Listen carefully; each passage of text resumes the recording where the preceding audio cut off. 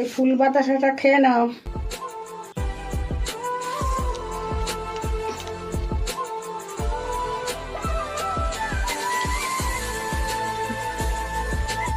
রোজ রোজ আমাকে ফুল বাতাসা কেন খাওয়াও? 3 দিনেই খেতে হয় বৌমা। কেন? এটা বাঁধবা হাতে, বা হাতে এটা বেঁধে নেবা।